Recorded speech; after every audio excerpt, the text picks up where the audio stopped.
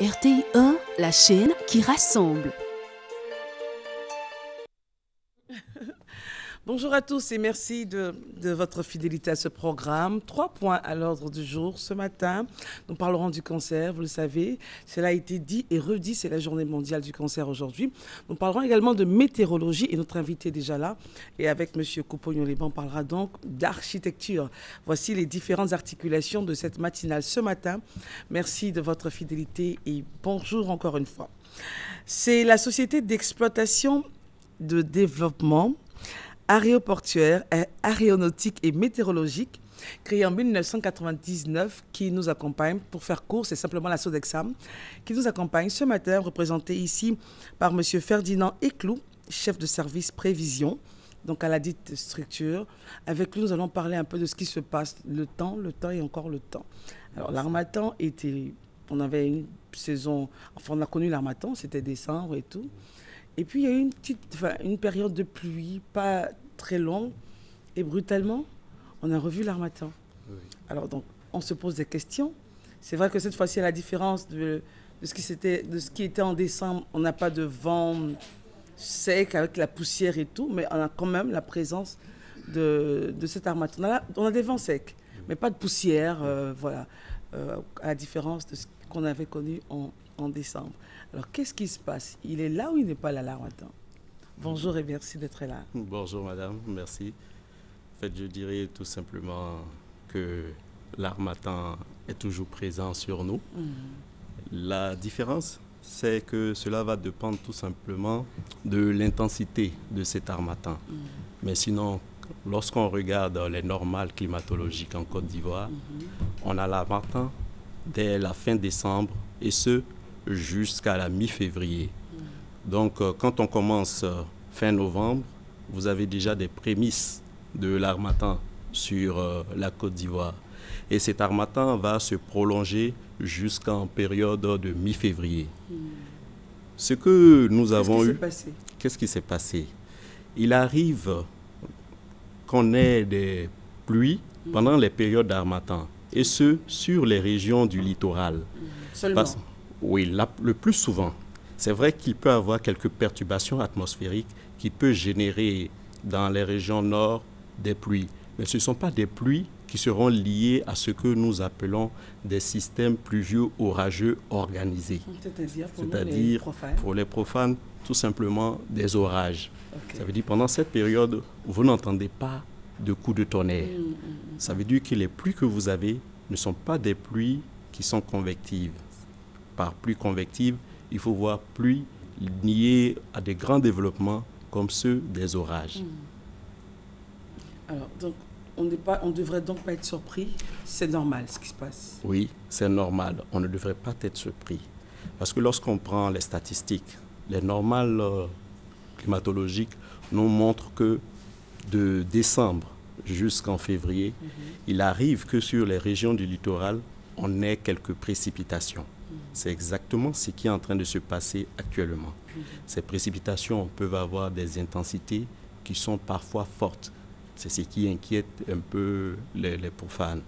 Sinon, c'est un régime qui est normal et c'est une saison. C'est vrai qu'on peut avoir quelques décalages, mais l'harmattan court le plus souvent sur la région, sur la Côte d'Ivoire, dès la fin novembre et ce jusqu'en février.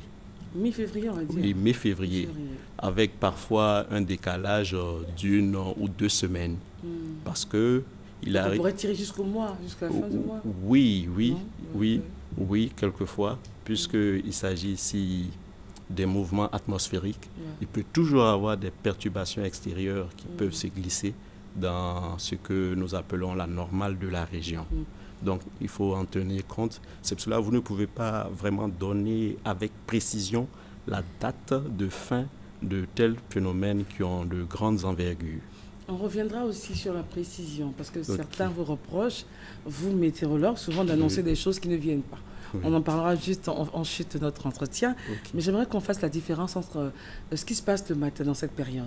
On a un temps bruyeux, on va dire, brumeux le matin. Et puis le soir, le soir peut-être, et le matin on a du brouillard. Oui. En fait, qu'est-ce qui se passe? Le bruit ici, il faut pouvoir faire le distinguo entre les phénomènes qui réduisent ici la visibilité. Le matin, nous avons du brouillard. Ce brouillard est lié aux masses d'air humides que nous recevons sur le continent, c'est-à-dire les régions le long du littoral, en cours de nuit. Et en cours de journée, on a un retrait progressif de ce brouillard. Comment est-ce que vous pouvez faire la différence entre le brouillard et la brume sèche? Oui, parce qu'on a des réductions qui sont liées, des réductions de visibilité. C'est-à-dire, quand je parle de visibilité, je parle de la distance jusqu'à laquelle vous pouvez voir, c'est-à-dire observer parfaitement une cible. Donc, le matin, nous avons du brouillard qui va provoquer des réductions de visibilité. Vous pouvez être rassuré que vous avez affaire du brouillard lorsque vous regardez et que vous avez de l'eau. Par exemple, c'est un peu humide. Voilà, c'est humide. C'est dit quand quelqu'un marche là-dedans, il a les cheveux qui sont mouillés. Puisque voilà, vous le sentez, vous voyez sur les véhicules qu'on a de l'eau qui se pose. Voilà, c'est ce qui va faire cette différence entre le brouillard et puis la brume sèche. Avec la brume sèche, c'est un phénomène aussi qui réduit la visibilité. Mais au niveau de ce phénomène, vous n'avez pas de l'eau. Ça veut dire que vous avez des dépôts. Si vous avez votre table, que vous passez le doigt là-dessus, vous allez constater que vous avez de fines particules de poussière qui sont déposées sur votre main. Donc c'est ce qui va permettre de faire la différence entre le brouillard et la brume sèche. Alors là, ce qu'on a, c'est vrai qu'on ne peut pas... Les images, regardez. Oui. Alors là, je pense que nous sommes en plein, vous allez nous dire, hein, c'est de la brume ou du brouillard? C'est vrai qu'on n'est pas dedans. Oui. Et vous, en tant que professionnel, ça c'est de la brume. Oui. En fait, vous voyez, pour pouvoir caractériser, si vous me présentez cette image comme ça, il va falloir que je tienne compte de certains critères. Lesquels? Il y a comment on appelle ça, la température de l'air que nous avons. Et nous avons aussi la température du point de rosée.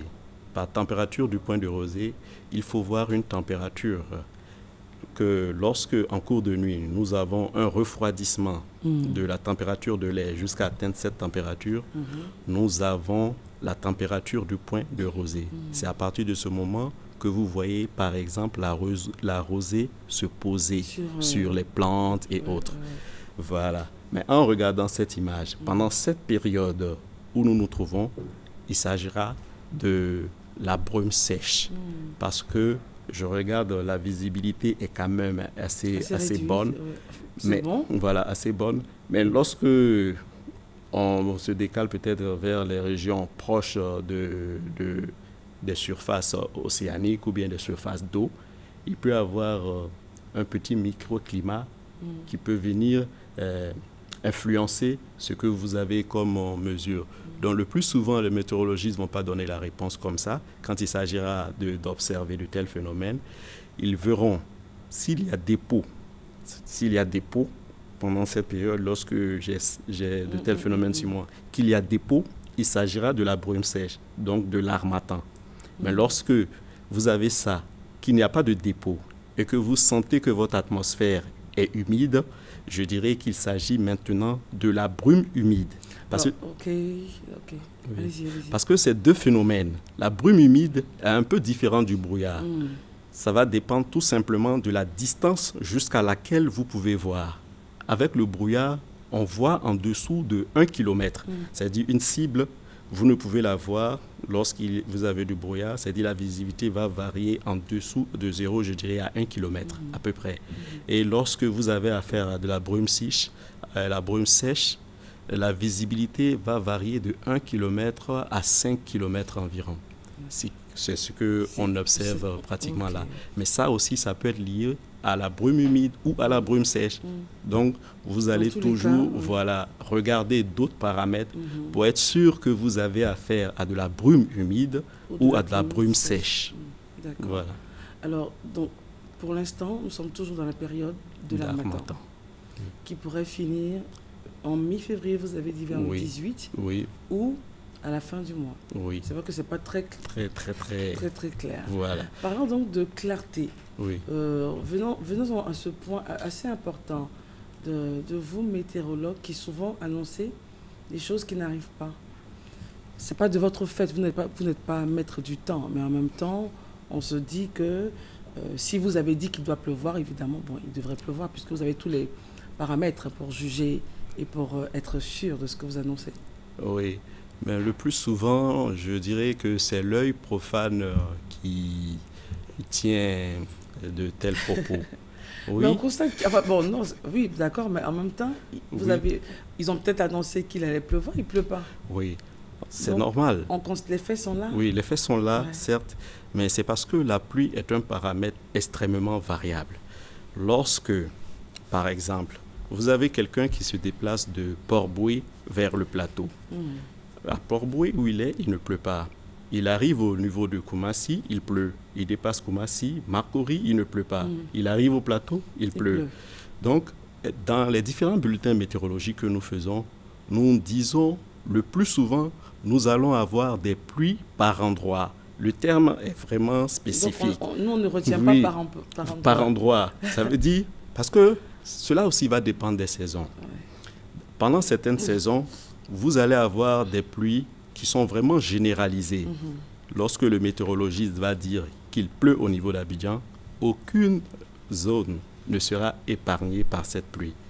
Mais par moment, quand il sait qu'il a affaire soit à une cellule orageuse isolée, parce qu'on emploie souvent ce terme dans les bulletins, on a affaire à des cellules orageuses isolées.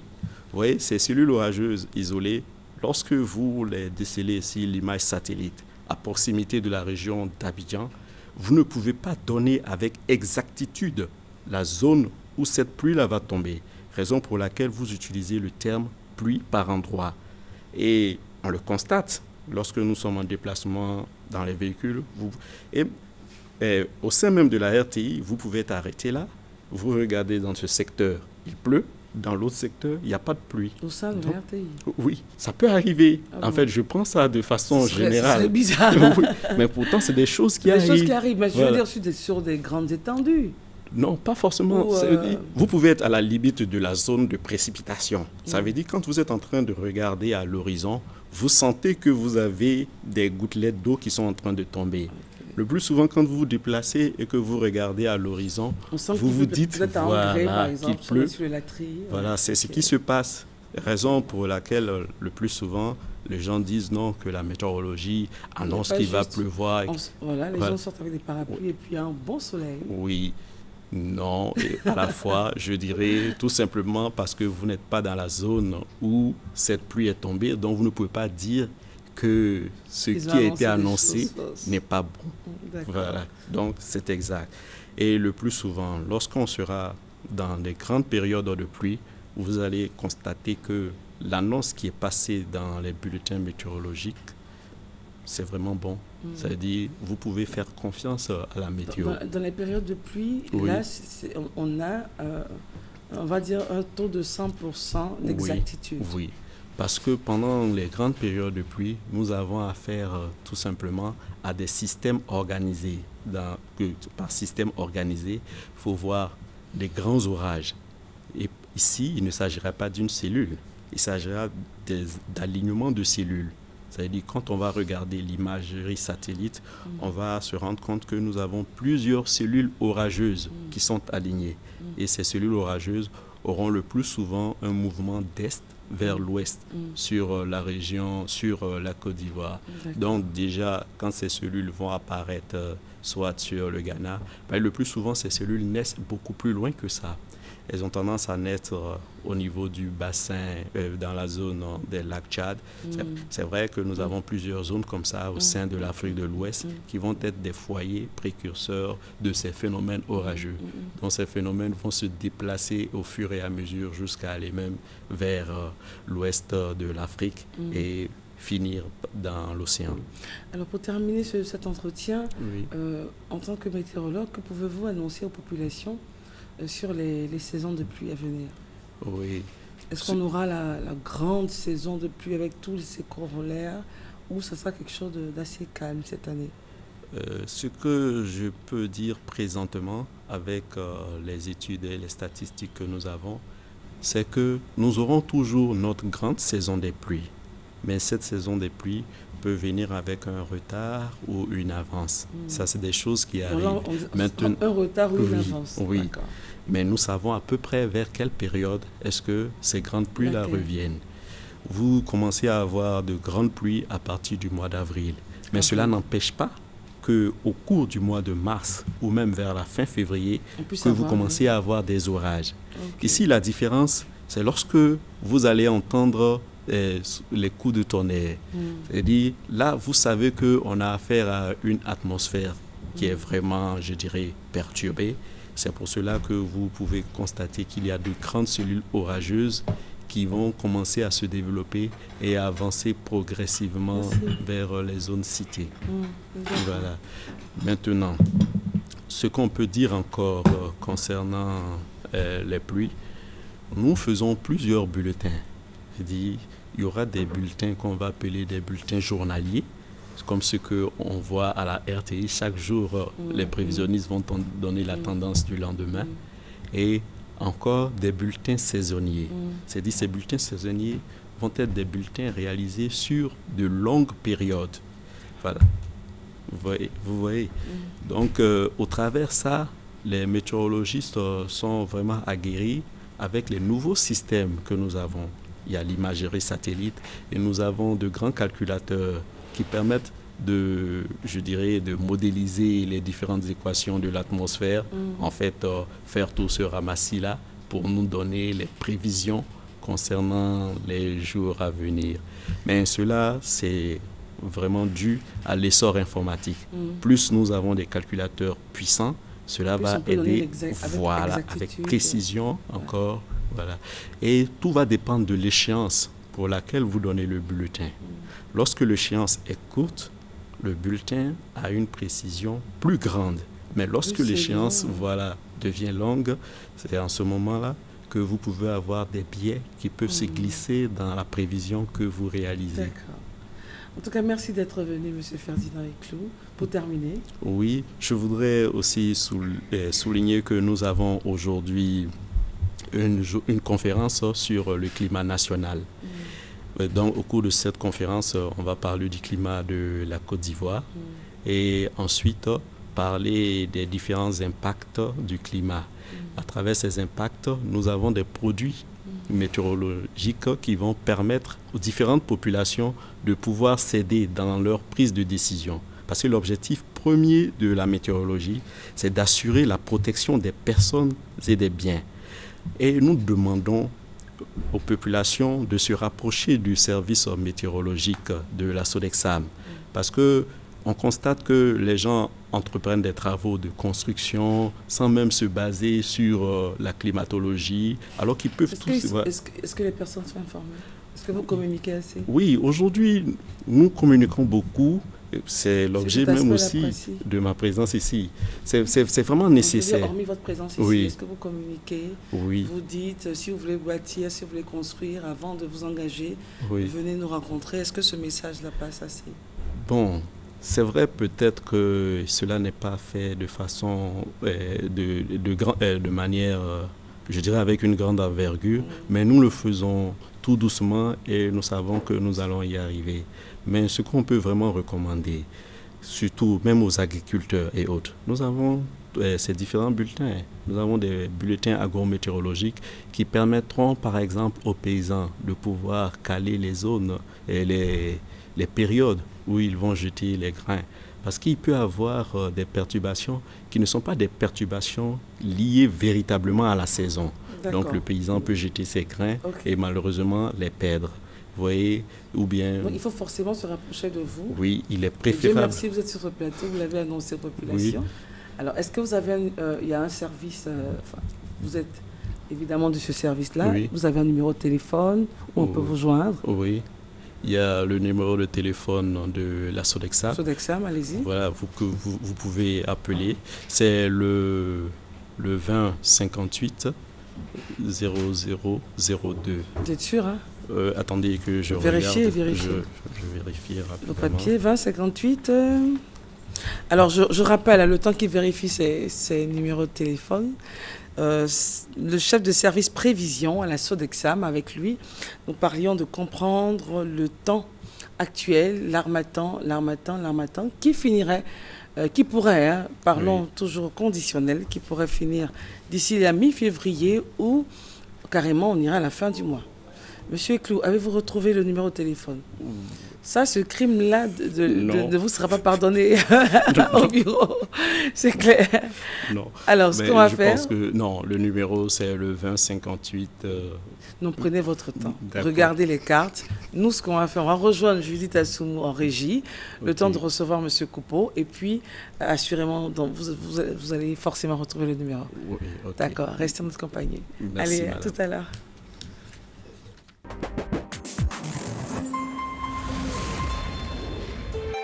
RTI 1, la chaîne qui rassemble.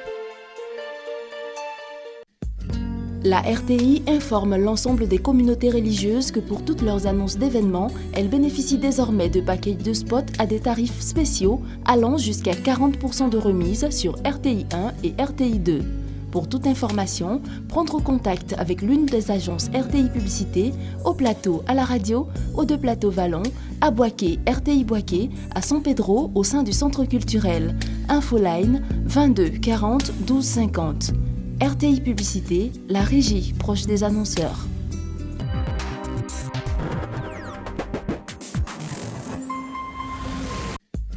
La RTI informe l'ensemble des communautés religieuses que pour toutes leurs annonces d'événements, elles bénéficient désormais de packages de spots à des tarifs spéciaux allant jusqu'à 40% de remise sur RTI 1 et RTI 2. Pour toute information, prendre contact avec l'une des agences RTI Publicité, au plateau à la radio, aux deux plateaux Vallon, à Boaké, RTI Boaké, à San Pedro au sein du centre culturel. Infoline 22 40 12 50. RTI Publicité, la régie proche des annonceurs.